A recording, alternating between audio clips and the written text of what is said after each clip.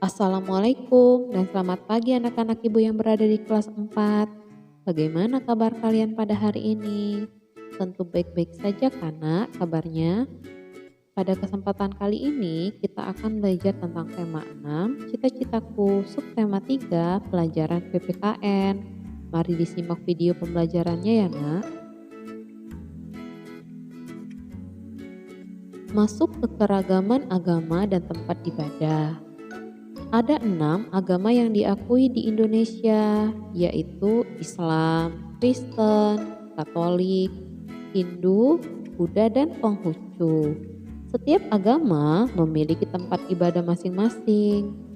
Bentuk tempat ibadah setiap agama juga memiliki ciri khas yang khas. Nah, yang kita pelajari hari ini adalah tempat-tempat ibadah di Indonesia. Masjid adalah tempat ibadah umat Islam. Kegiatan-kegiatan perayaan hari besar, diskusi, kajian agama, ceramah, dan belajar Al-Quran sering dilaksanakan di masjid. Ciri khas masjid biasanya terletak pada bagian atapnya. Masjid sering dihiasi dengan kaligrafi. Yang kedua adalah gereja Katolik, merupakan tempat ibadah umat Katolik.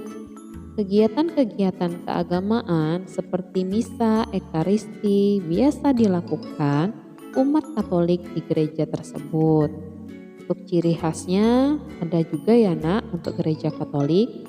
Nah, di situ ibu sudah ada contoh gambar dari gereja Katolik. Silahkan disimak dan dilihat untuk gambarnya.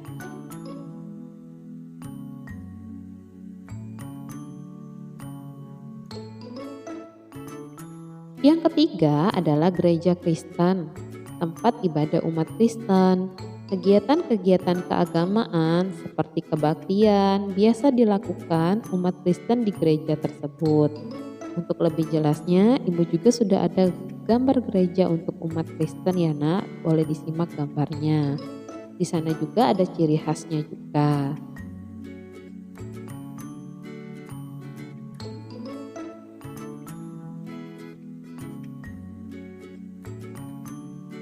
Yang keempat adalah pura, merupakan tempat ibadah agama Hindu di Indonesia.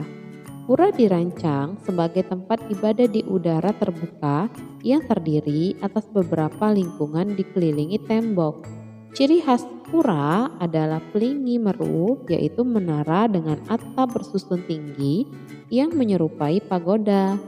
Terdapat beberapa jenis pura yang berfungsi khusus untuk menggelar beberapa ritual keagamaan Hindu. Untuk lebih jelasnya, ibu juga sudah ada gambar pura ya nak.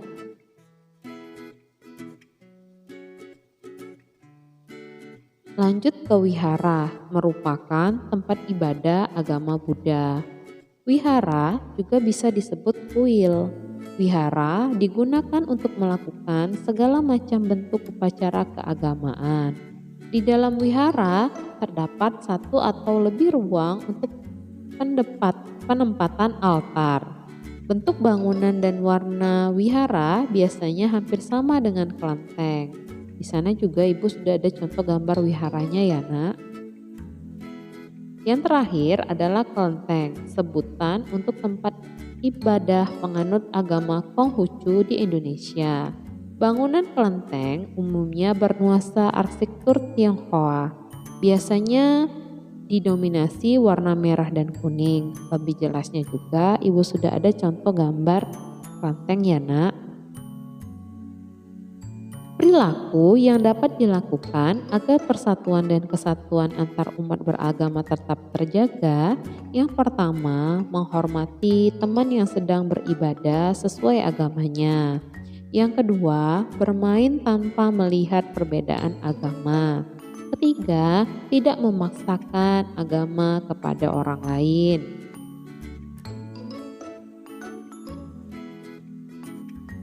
Hari-hari besar keagamaan. Yang pertama adalah agama Islam. Hari besarnya adalah Idul Fitri, Idul Adha, Tahun Baru Islam, Maulud Nabi, dan Isra Mi'raj. Yang kedua adalah agama Kristen. Hari besarnya adalah Natal, Paskah, dan kenaikan Isa Al-Masih. Yang ketiga adalah agama Katolik. Hari besarnya adalah Natal, Paskah, dan kenaikan Isa Al-Masih. Yang keempat adalah agama Hindu. Hari besar keagamaannya yaitu Nyepi, Galungan, dan Kuningan.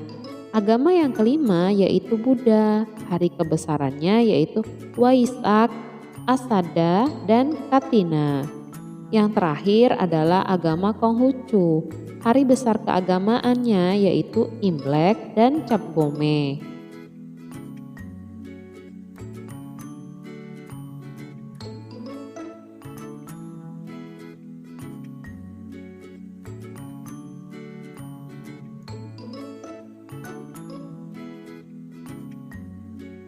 Setiap hari besar keagamaan memiliki makna tersendiri bagi umat yang merayakannya. Setiap umat beragama harus saling menghargai keagamaan hari besar keagamaan mereka masing-masing. Tujuan perayaan hari besar keagamaan yang pertama adalah Hari Raya Idul Fitri untuk umat Islam. Tujuannya adalah merayakan keberhasilan melaksanakan kewajiban berpuasa di bulan suci Ramadan sehingga kembali suci pada hari tersebut. Yang kedua adalah Hari Raya Natal untuk agama Kristen dan Katolik. Tujuan perayaan ini adalah untuk memperingati kelahiran Isa Al-Masih.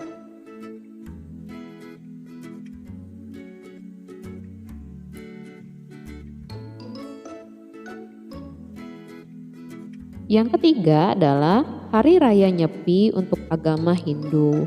Tujuan perayaan ini adalah permohonan kepada Tuhan Yang Maha Esa untuk menyucikan buana alit atau alam manusia dan buana agung alam semesta. Yang keempat adalah Hari Raya Waisak untuk agama Buddha. Tujuan perayaan ini adalah merayakan 3 perayaan penting yaitu lahirnya Pangeran Siddhartha. Pangeran Siddhartha mencapai penerangan agung dan menjadi Buddha, serta wafatnya Buddha Gautama.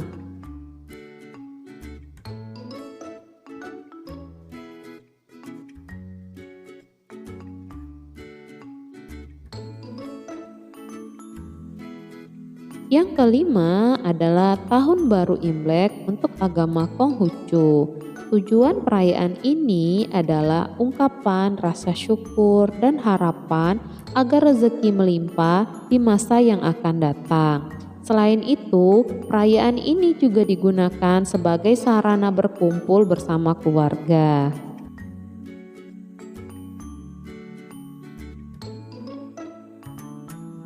Keragaman tradisi dalam setiap perayaan hari besar keagamaan. Setiap agama memiliki hari besar keagamaan masing-masing. Setiap perayaan hari besar keagamaan memiliki makna penting bagi pemeluk agama yang merayakannya. Kita harus menghargai dan menghormati teman atau tetangga kita yang sedang merayakan hari besar keagamaan. Berikut adalah contoh kegiatan keagamaan yang sering dilakukan di tempat ibadah. Yang pertama adalah masjid. Contoh kegiatan keagamaannya yang pertama ibadah sholat setiap hari. Yang kedua ibadah sholat Jumat setiap hari Jumat. Ketiga ibadah sholat tarawih pada bulan Ramadan. Keempat kegiatan tadarus pada bulan Ramadan. Kemudian kegiatan belajar membaca Al-Quran untuk anak-anak. Yang keenam, kegiatan dakwah tentang agama Islam dan perayaan Idul Fitri dan Idul Adha. Yang kedua adalah gereja Katolik. Contoh kegiatan keagamaannya yaitu yang pertama, ibadah misa setiap hari. Yang kedua, ibadah misa mingguan setiap hari Minggu. Ketiga, kegiatan sekolah minggu untuk anak-anak. Keempat, perayaan Paskah atau wafat Isa Al-Masih. Yang kelima, peringatan kenaikan Isa Al-Masih. Dan yang keenam adalah perayaan Natal pada tanggal 25 Desember. Yang ketiga, contoh kegiatan keagamaan gereja untuk umat Kristen. Yang pertama, ibadah kebaktian dan ibadah harian. Kedua, pengakuan dosa di hadapan imam. Kegiatan ibadah tobat jemaat. Kemudian kegiatan sekolah minggu untuk anak-anak. Kelima, perayaan Ekaristi setiap hari Minggu. Keenam, perayaan Natal pada tanggal 25 Desember. Lanjut ke contoh kegiatan keagamaan di tempat ibadah pura. Yang pertama, ibadah puja setiap hari, kegiatan sembahyang malam Jumat, kegiatan pas Raman, kegiatan purnama dan silem, perayaan Hari Raya Galungan dan Hari Raya Nyepi, kemudian perayaan Kuningan dan Saraswati, dan perayaan Pagerwesi dan Ciwarati. Contoh keagamaan di tempat ibadah wihara, yaitu yang pertama, ibadah puja bakti setiap hari, penataran agung 1 kali dalam sebulan, kemudian yang ketiga, perayaan Hari Raya Waisak, perayaan Katrina, perayaan Asada, dan perayaan Maga Puja. Contoh kegiatan keagamaan di tempat ibadah kelenteng. Yang pertama, ibadah setiap tanggal 1 dan 15 penanggalan Imlek. Kedua, ibadah kebaktian umum agama Konghucu. Ketiga, peringatan hari lahir dan hari wafat Nabi Konghucu. Keempat, peringatan hari Tangkik. Kelima, peringatan tahun baru Imlek. Yang keenam adalah kegiatan sekolah minggu untuk anak-anak. Baik anak-anak, itulah penjelasan tentang pelajaran pada PPKN hari ini. Untuk tugas kalian, silakan dibuka buku tema 6 halaman 133, nomor yang dikerjakan adalah nomor 1. Lanjut di halaman 143, nomor yang dikerjakan adalah nomor 5. Dan halaman 152, nomor yang dikerjakan adalah nomor 4. Jangan lupa setiap mengerjakan soal dibuat tanggal pengerjaannya ya nak. Baik, itulah materi dan tugas pelajaran yang Ibu berikan pada hari ini. Ibu mengucapkan terima kasih dan selamat belajar.